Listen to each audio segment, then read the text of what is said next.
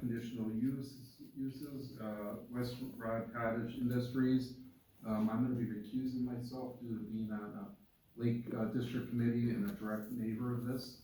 And at this time, I'd ask Dennis Kabowski to come up and run the meeting.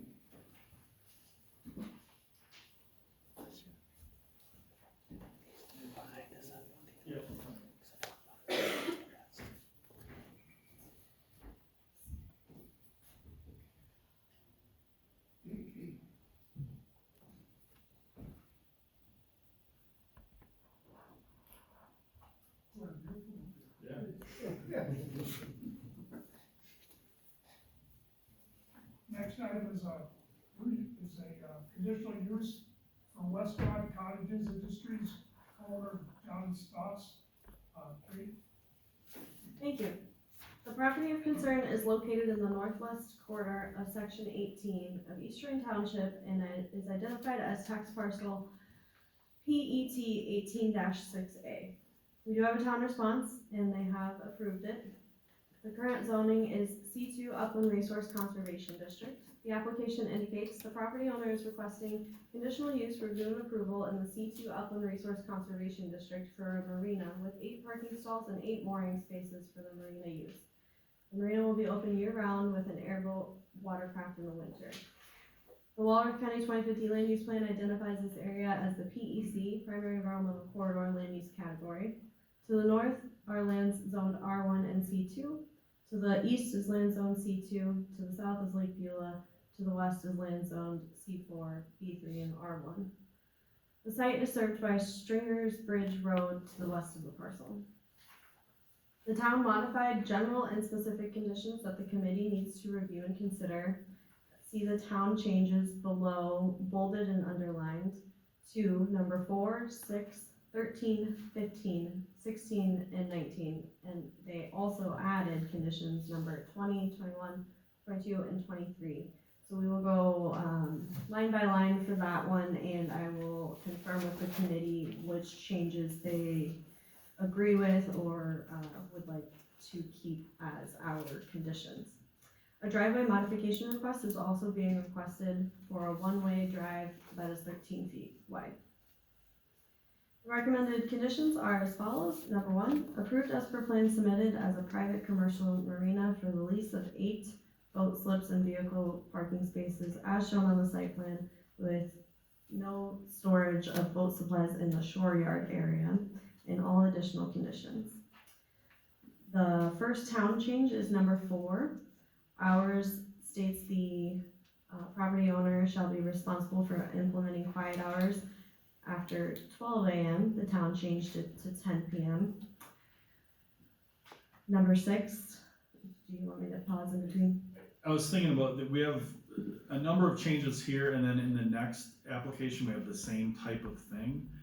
And it's a little unique how you want to handle this because we don't want to put any cart ahead of any horse because we're in the middle of the public hearing, and I don't want you making decisions on something that you might vote down. I have no idea how you're going to act. So I don't know quite how to handle.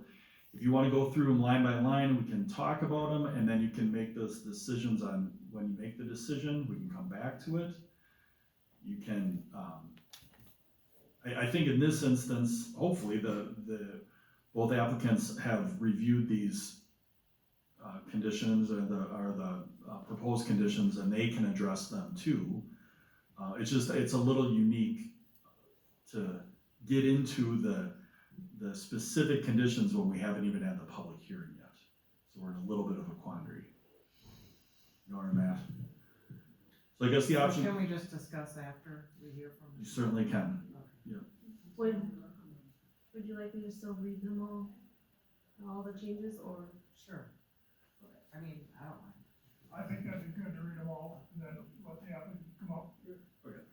Sounds good. I will continue. Number 6, the town changed it by removing the last half of there shall be no alterations of the shoreline setbacks or wetlands they removed without obtaining county required approvals, including all required DNR Chapter 30 permit approvals. Number 13, the town added the words "and submitting," so it reads the following: the property owner shall be responsible for requiring and submitting adequate liability insurance. Number 15, they changed the amount of time from failure to actively exercise this conditional use within 3 years to 12 months. And then they took out the last sentence of any extension requested during the 3-year active exercise period greater than 1 year beyond the original 3-year period shall require additional town and county committee approvals. They removed that. Number 16, they removed the following statement: the property owner shall be responsible for limiting the use of the parking lot to the boat slip leases. They added to the next sentence: one vehicle parking space shall be leased in conjunction with one leased boat slip on a seasonal basis. Vacancies may be filled for the remainder of the season. Number 18, they added in front of this sentence: outside storage of boat trailers or equipment shall not be allowed. Similarly, number 19, they removed 19 entirely. That is addressing the requested outdoor storage by the applicant. And then number 20 is a completely new added condition: no heavy equipment to be parked or operated on this property. This includes, but not limited to, forklifts, telehandlers, dump trucks, or any other equipment that could potentially harm the C4 shoreline wetland area of this property as per the town. Number 21, permanent fencing to be installed from the lake area on the roadside of the property, continuing north to the parking lot area to restrict access to pedestrian street crossing as per the town. Number 22, the property to be reviewed by Walworth County Land Management every 12 months for the first 5 years to ensure that the owner is complying with the conditional use permit as per the town. Number 23, peer registrations must be submitted within 12 months as per the town. And that's all I have. Applicant or representative?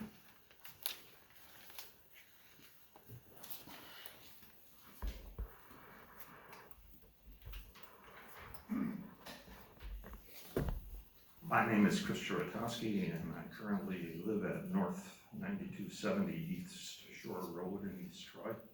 Hopefully soon, when my house is built, I'll be on the other side of the lake at West 1602 County Highway J. I'm a lawyer, and I'm here to speak on behalf of the applicant. I want to start by talking a little bit about historic use of this property.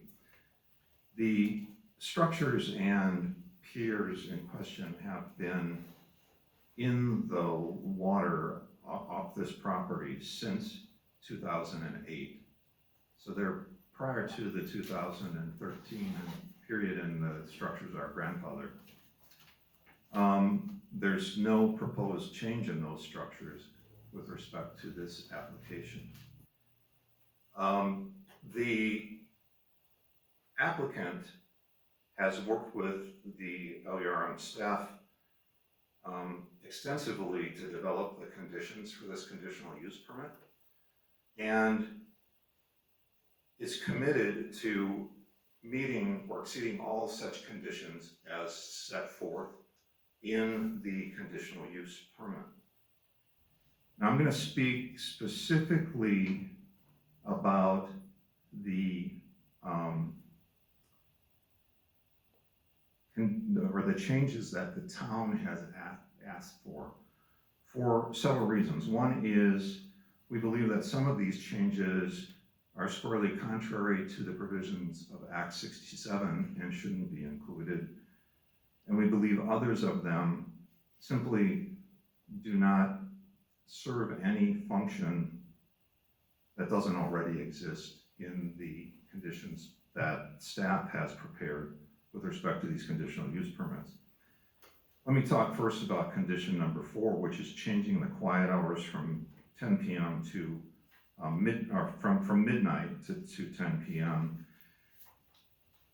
This particular change will have a negative impact on certain users of, or certain potential users of this marina.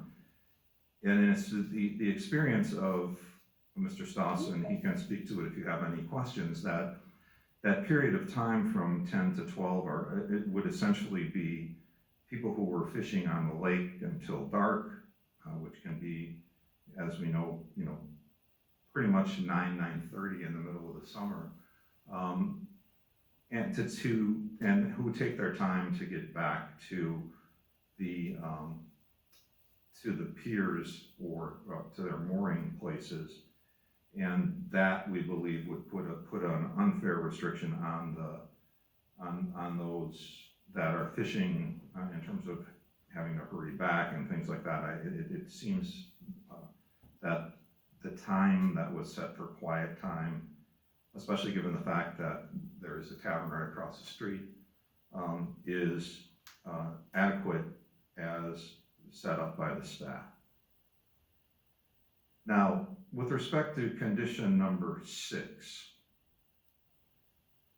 Condition number 6, we are opposed to for this reason. It should be rejected, we believe, because it is unduly limiting, is inconsistent with the county's shoreline zoning ordinance, and literally prevents basic maintenance of a shore, which can be completed in a C4 zoned area with appropriate permits. The condition as established requires both DNR and county permitting before anything can be done along that shoreline. At this point in time, I want to point out, and I think that this is important, that there is about a 4-foot strip, 4 to 6 foot strip of land between where the existing wharfs and piers are and the C2 area that the conditional use permit is going to be used for. And under C4, swimming and boating are permitted, and the installation of piers, docks, and walkways on pilings are also permitted in the C4 zoning area. So what's being requested here is a restriction that is contrary to the ordinance and contrary to the manner in which C4 zoned areas can be used, and essentially creates a situation where specifically allowed tasks, which include the maintenance, construction of piers and walkways, including excavating and filling necessary for construction and maintenance, and temporary measures to stabilize the shore, are absolutely precluded. It doesn't make sense. Condition 13. Now, we certainly do not, we believe that it's appropriate to require adequate insurance. We're really not opposed to actually submitting that to the county. I mean, the county, based on this, could ask us for proof of it at any point in time. We believe that the town is asking for something that goes beyond what's really necessary, but we don't really oppose it, and we're gonna leave it up to you. We just think that the existing structures for that are adequate to guarantee the adequacy of the insurance that are in place. The same thing with condition number 15.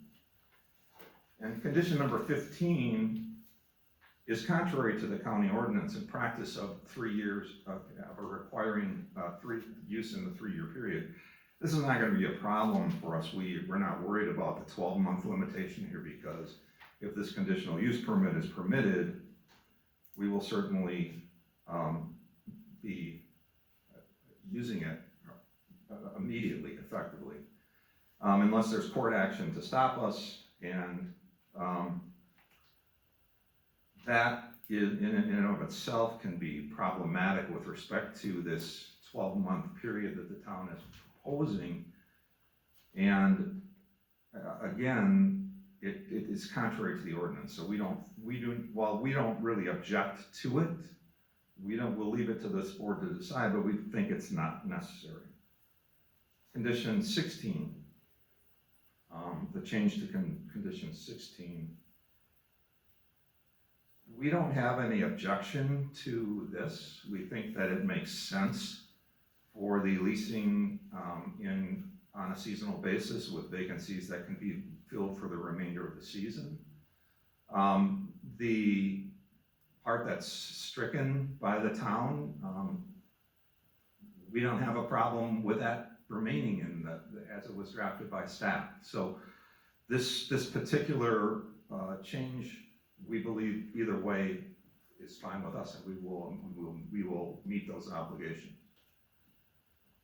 Now, condition number 18. Condition number 18 is one where I want to spend a little bit of time talking about it, because what the town is essentially doing here is not allowing outdoor storage of equipment necessary to run the marina. So it's essentially eliminating a marina that's been a conditional use permit has been granted for, which simply doesn't make any sense and is contrary to the provisions of Act 67. Now, in the packet of information that you have, there is a submission that Mr. Stoss put together analyzing 8 different marinas in the Walworth County on various different lakes, including the marina that is directly across the street by the tavern. And all of them use and store equipment outside.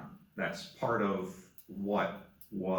that's part of how you operate a marina. And in fact, in connection with this particular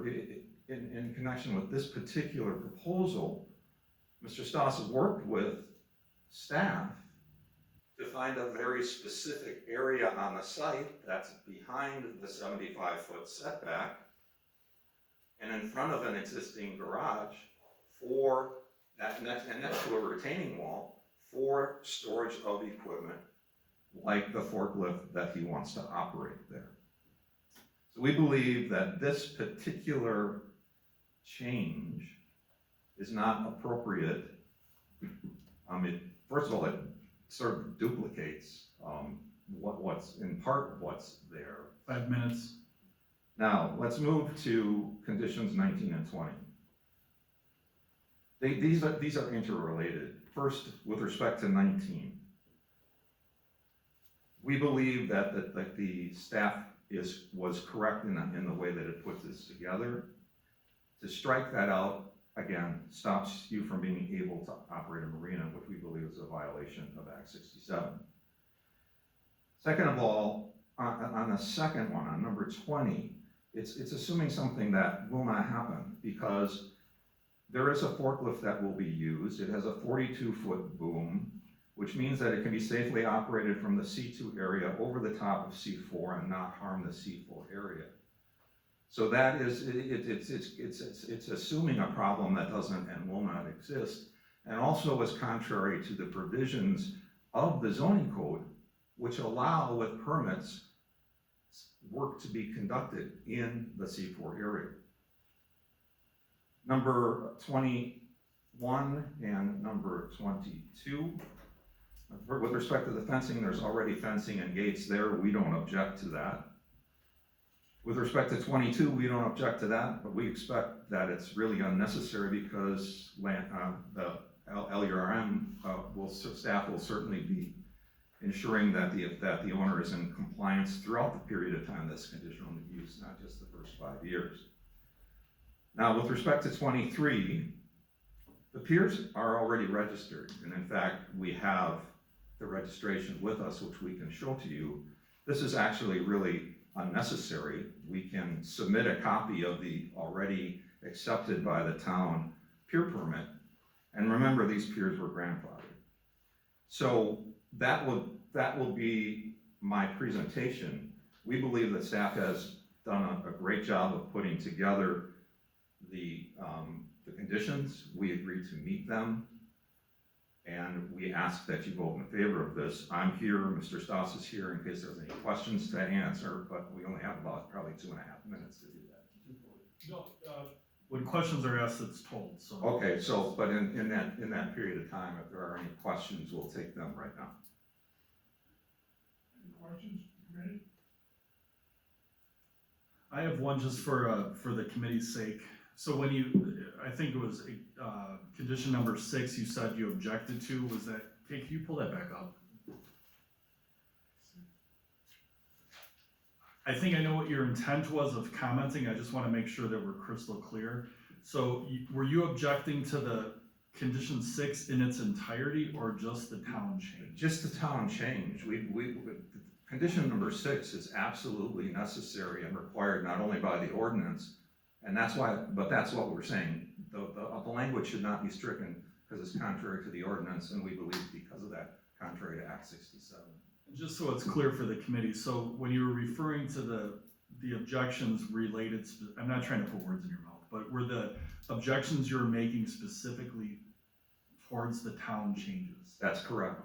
Okay. In all instances, they were directed at the town changes because we believe that the LURM staff conditions are perfectly fine.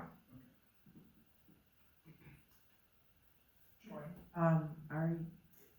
When they're coming in late at night, past 10 o'clock, are they ever more loud than the bar? The answer to John's answer to that is no. Yeah, generally, once it gets dark, things quiet down, and there's not a lot of activity. I mean, it's not like they're out there hooting and hollering around. You know, they're tired, they've been out fishing all night, they think they wanna get back. John, can you move over to the mic and then give your name and address? Sure. John Stos, North 8831, Stearns Bridge Road. Generally, they don't make a lot of noise, and I'm kind of a hands-on guy. If somebody's making noise, I'm gonna deal with it quick and promptly, because I want my neighbors to be kept happy, and that's how I'm kind of doing it. Do you have any time left? There's 2 minutes. I have paused it at 2 minutes and 25 seconds. Okay, could I make a couple of statements? You may, yep. All right, I would like to bring this to the committee's attention. The proposed marina provides an access point for the public to access Lake Beulah, which is consistent with the state of Wisconsin Constitution and the Public Water Trust Doctrine. There are 29 homes to the west behind where the proposed marina is located. The approximately 60 boats that go in and out daily on the summer weekends go by within 10 feet of the piers of the proposed marina. Nothing is going to change with the proposed marina getting approved. No new buildings being built, no new piers going in, no new land disturbance activities. With the approval of the proposed marina, the business known as Fred's Tap will no longer be at a competitive disadvantage compared to other businesses on Lake Beulah. Currently now, if your boat or vessel does not fit through the culvert, you cannot legally get to Fred's Tap's business by boat off the water. There have been boats located at the property where the proposed marina is located for over 20 years, and there's been zero negative impact on the shore yard from boats being there. The owners of the property where the proposed marina is have been renting boats across the street at the Fred's Tap property on Lake Beulah for over 20 years, and not one citation has been written to any of its customers. The business has a 5-star rating on Google, which is a testament to how professionally the business has been run over a 20-plus year duration of time. If the proposed marina is approved, it will give the west end of Lake Beulah a much-needed location to exit off the water in case of a pop-up storm. Currently, there is no safe space on the west end of Lake Beulah to seek indoor shelter from a pop-up storm. Approving this marina will help the public with an option to quickly get off the lake 30 and out of seconds. the water. Thanks. Does the committee have any questions for me? Any questions from the committee? I'm just gonna ask, Sure. are there issues with people not being fully indecency?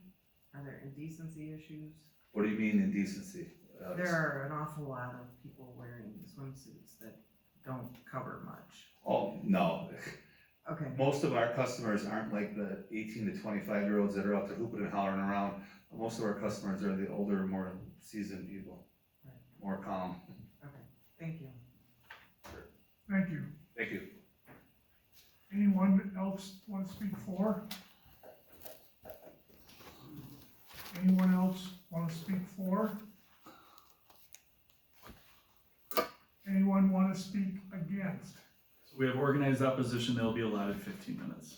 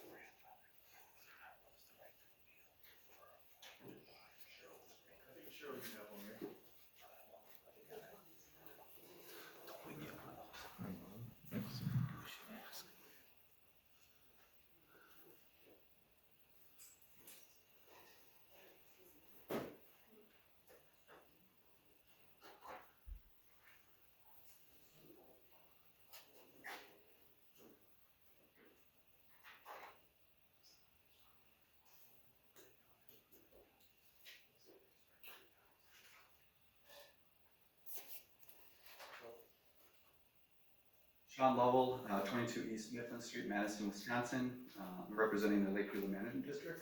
I'm an attorney with Reinhardt from our Madison office. I actually grew up in Williams Bay. Short time at the district attorney's office under Phil Koss, right out of law school. Last time I think I was in this building was for a marriage license. So still connected to this area, and I hope to be able to preserve its precious natural resources here tonight. Provided binders with materials on the Lake District submission. Admittedly, there are some rather substantial materials in there.